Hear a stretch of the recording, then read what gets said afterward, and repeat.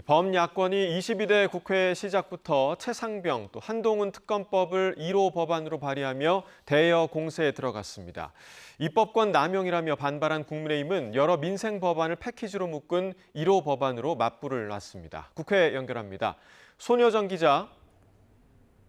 네, 국회입니다. 네, 22대 국회 시작부터 여야가 쟁점 현안을 놓고 신경전을 이어가고 있다고요? 네, 민주당은 어제 최상병 특검법과 민생지원금 지급을 골자로 한 특별조치법을 1호 당론 법안으로 발의했습니다. 최상병 특검법은 윤석열 대통령이 거부권을 행사하며 21대 국회에서 폐기되자 수사 범위를 확대하고 특검 추천 권한 등을 수정해 재발의한 겁니다.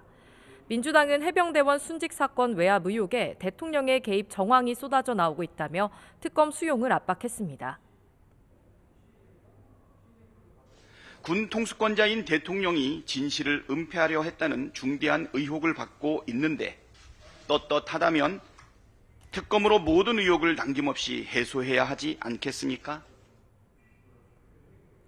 조국 혁신당도 자녀 논문 대필 의혹 등을 대상으로 하는 한동훈 특검법을 1호 법안으로 제출했고, 민주당 이성윤 의원은 도이치모터스 주가 조작 의혹 등을 규명하는 김건희 여사 특검법을 발의했습니다.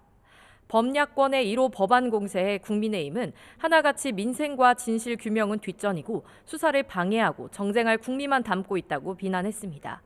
특히 최상병 특검법의 특검 임명 조항과 관련해 대통령의 공무원 임명 권한을 침해하는 등 위헌 소지가 있다고 지적했는데요. 또 야권의 공세는 오로지 이재명, 조국 대표를 지키겠다는 약속 방탄이라고 비판했습니다.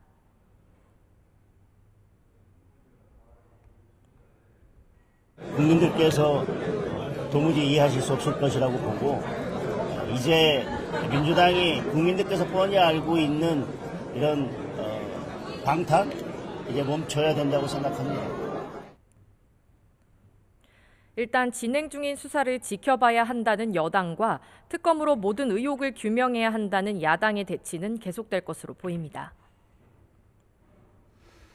네, 국민의힘의 1호 법안도 공개됐죠?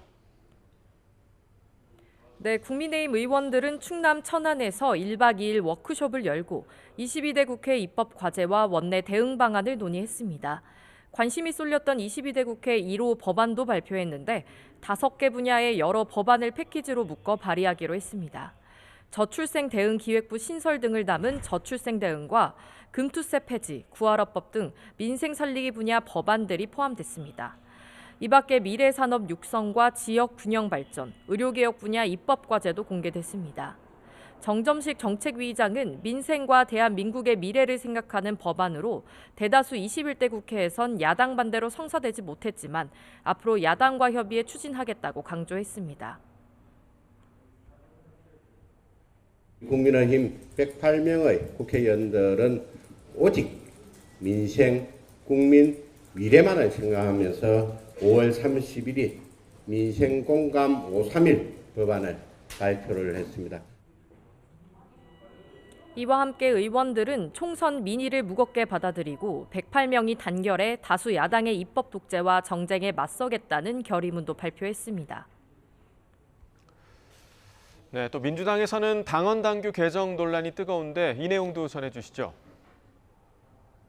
네, 민주당은 대대적으로 당원 당규를 손질하는 작업에 들어갔는데 특히 대선 출마 1년 전 당대표 사퇴 규정이 관심입니다. 지금의 당원상 대선에 출마하려면 1년 전에 당대표직을 그만둬야 하는데 상당한 사유가 있다면 당무위원회 의결로 시한을 변경할 수 있게 하는 겁니다. 민주당 지도부는 사퇴 시한과 전국 단위 선거 일정이 맞물리면 혼란이 불가피하다며 미비한 점을 고치는 거라고 설명했는데요. 중앙당 선거관리위원회 구성 전까지 사퇴하는 것으로 국민의힘 당원도 그렇게 되어 있거든요. 그런 점들을 볼 때 우리 당원이 조금 완결성이 부족하다 이렇게 보고 이제 보완하려고 하는 것입니다. 당내에선 이재명 대표의 대선 출마와 연임을 위한 맞춤형 개정이라는 분석이 지배적입니다. 지도부 핵심 관계자는 YTN과의 통화에서 이런 해석은 오비일학이라며 이재명 대표도 비공개 최고위원회에서 논란이 되지 않겠느냐고 우려를 나타냈다고 전했습니다. 민주당은 이 밖에 국회의장 원내대표 경선에 권리당원 투표 20% 반영 규정 등을 추진할 예정인데 이재명 대표가 선수별로 의원들을 만나고 의원총회를 열어 당내 의견을 더 들어볼 계획입니다. 네, 22대 국회가 어제 시작되고 오늘이 이틀째인데 원구성 협상은 아직 진척이 없는 거죠? 네, 국회법이 정한 원구성 시한은 오는 7일로 일주일 남았지만 협상은 지지부진합니다. 법제사법위원장과 운영위원장 등 핵심 상임위원장 자리를 두고 여야가 이견만 확인하고 있는 겁니다. 민주당은 의석수에 따라 상임위원장 18개 가운데 11개를 확보해야 한다는 입장인데 이재명 대표도 국회법이 정한 6월 7일 시한에 맞춰 상임위 배분을 맞춰야 한다고 강조했습니다. 대통령께서도 법대로 좋아하지 않습니까? 여당도 법대로 좋아하지 않습니까? 법에 정한 대로 상임위, 본회의, 여야 합의로 미루자, 하지 말자라고 하지 않는 한 법대로 열기 바랍니다. 이럴 경우 상임위원장 배분이 표결에 붙여져 국회 다수석을 차지한 민주당이 18개 상임위원장을 모두 가져갈 수 있는데요. 국민의힘 추경호 원내대표는 이 대표 발언을 두고 원내대표가 아닌 당대표가 먼저 원내 협상 상황을 이야기하는 건 전례 없는 일이라고 지적했습니다.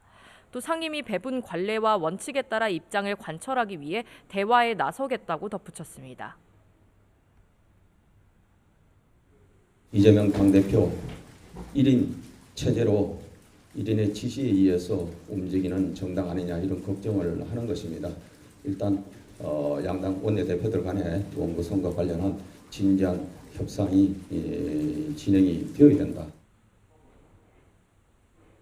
여야는 국민의힘 워크숍이 끝난 이번 주말부터 원내수석 부대표를 중심으로 다시 본격적인 원구성 협상에 돌입할 것으로 보입니다. 지금까지 국회에서 전해드렸습니다.